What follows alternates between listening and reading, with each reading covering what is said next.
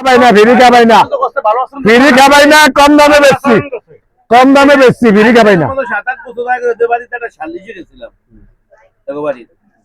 বাড়ি জমি জমা নিয়ে ওর লোকে ফাট না অন্য মানুষের লোকে ও আমগো দেখা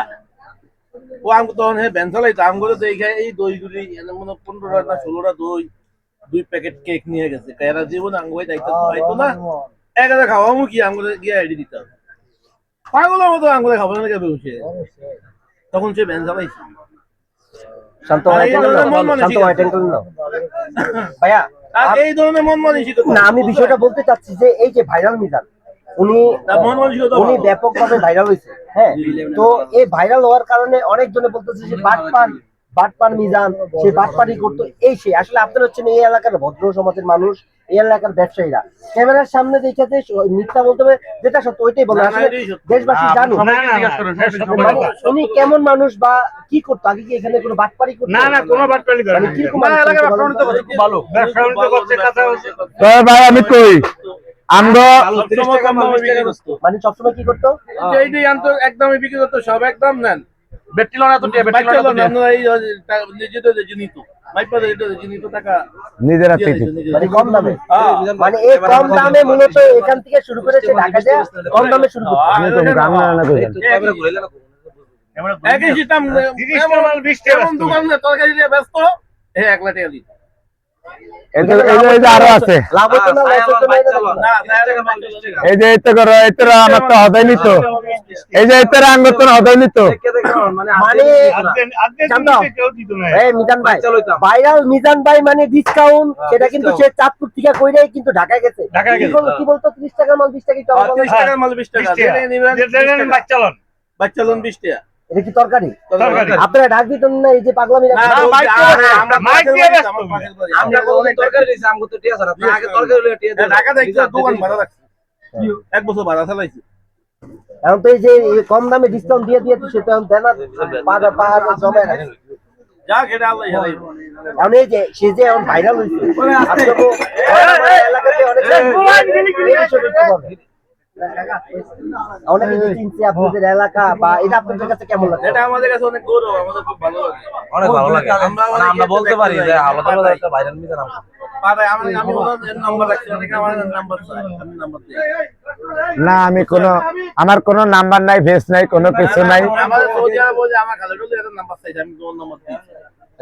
না ওটা আমার বোন নাম্বার ওটা আমি কাউরে দেই না মাঝে মধ্যে লই আমারে দিয়ে গেছে ওই যে যাক যেমনি হাইছেন কিন্তু আমি এমনি ভাইরালের উছিলায় কোন নাম্বার ফেস এইসব আমার নাই এখন এই যে জায়গার সমস্যা মিজান ভাই এটা কি আপনারা অবগত আছেন জানেন এটা নিয়ে আমরা পুরো অবগত না তবে জায়গা পাইবো এরকম এটা আমরা আগে থেকে শুনি মানে ভাইরাল মিজান ভাইয়ের জায়গা নিয়ে সমস্যা জায়গা পায় মানে উনি পাবে এটা নিয়ে ওনারা আর থেকেই শুনতো এখন এলাকায় বসে না বসতে চায় না কেন বসে নাকি আমার গ্রামে আমি হাত ধরে কোনো হেল্প পাই না বাংলা কথা যেটা ডরে কোনো কথা নাই উনি কি গরিব অসহায় দেখে কি এর জন্য বসতে চান এরকম কিছু না আবার বসারও কিছু ক্যাটাগরি লাগে কিরকম না বসতে হইলে আপনার থানার রাজনীতি বা চেয়ারম্যানের কাছে যাইতে হইব ওকে আসলে দশকাতার এক কথা হচ্ছে আসলে গরিব অসহায়ের জন্য কোনো বিচার আচার চেয়ারম্যানের কাছে গেছি কিনা সেটা আমরা জানি না বা থানার আশ্রয় নিয়েছি কিনা তাও জানি না সব জায়গায় ঘুরছি কোনো জায়গায় কাম হয় না গরিব অসহায় মনে করেন আপনার মতো আমার মতো যে মোটা আলা মানুষ হইতো আজকে সবাই মিজান তো চিকন মানুষ এই জন্য মিজান ভয় পায় না এই জায়গায় ঠিক আছে এই অবস্থা এখন হচ্ছে কি আসলে আপনারা সবাই যেহেতু আছেন আপনাদের এলাকার অনেক নাম সুনাম এই বর্তমানে বাংলাদেশে আলোড়ন সৃষ্টি করছে দেশের বাইরেও গিয়ে কিন্তু আলোড়ন সৃষ্টি করছে ভাইরাল মিজান তো আপনারা সবাই সহযোগিতা করে যদি এটা সমস্যাটা সমাধান করা যায় যে আছে সুশীল বাবু ওনার সাথে কথা বলে উনি অনেক ভদ্রলোক ওনার সাথে কথা বলে যদি একটু সমাধান করা যায় এটা মনে হয় ভালো হয় তাহলে এলাকার ভিতরে সবাই একটা সুনাম হবে মানে যে উনি কিন্তু রাগ করে কষ্ট বলে যে আমার এলাকায় 5 জন আমার লগে নাই জীবন হারুম না ভাই আমার এলাকায় আমি কোনো হেল্প পাবো না এটা নতুন কথা না আপনারা হাত তো না আমার এনে আনছেন আপনাদের মাধ্যমে হইলে হইব না হইলে নাই আমি আমার গ্রামের কেউ তেল মারুম না গ্রামের লোকের দরকার নেই আচ্ছা আমার কথা শুনুন এখন আপনারা তো অবগত আছেন এটা নিয়ে যে মামলা করছে হ্যাঁ অবগত মামলা করছে এটা নিয়ে যে চাঁদপুর 3 আসনে এমপি প্রার্থী শেখ মোজাম্মেদ মানিক ভাই বলছে অ্যাডভোকেট আকাশ ভাইকে, যিনি হচ্ছে যুবদলের সাধারণ সম্পাদক, সম্পাদক, হ্যাঁ। ওনাকে বলছে দ্রুত আকাশ ভাইকে বলছে সুশীল বাবুর সাথে বসে এটা মিউচুয়াল করে দেওয়া হচ্ছে। এটা আপনার অবগত আছে?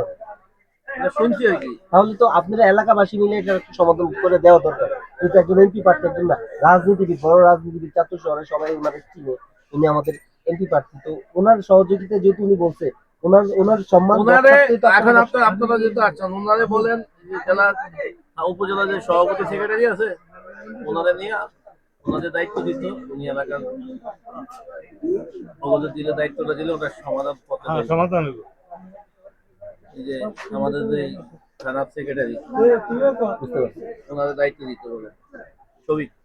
সাংবাদিক শফিক। না, এই মানিক ভাই এটা দায়িত্ব দিচ্ছে যে একবার আকাশ ভাই জেলা যুবদলের সাধারণ সেখানে সম্পাদক। দিয়ে কোনো লাভ হইতো না, উনি দীর্ঘদিন ঘুরতে পারবেন আপনারা, সমাধান হইতে অনেক সমাধান, আদালত তো আদালত, সেই জন্যই মানিক ভাই বলছেন- আদালতে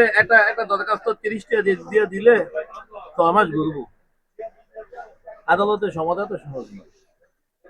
আদালত চাইবে সূক্ষ্ম প্রমাণ, কাগজ, দেশের পয়সা, দুই এক তারিখ না, আমিও তো কইছি আমার কাগজপত্র থাকলে নিমু, না থাকলে আলহামদুলিল্লাহ, এটা তো নতুন কথা না।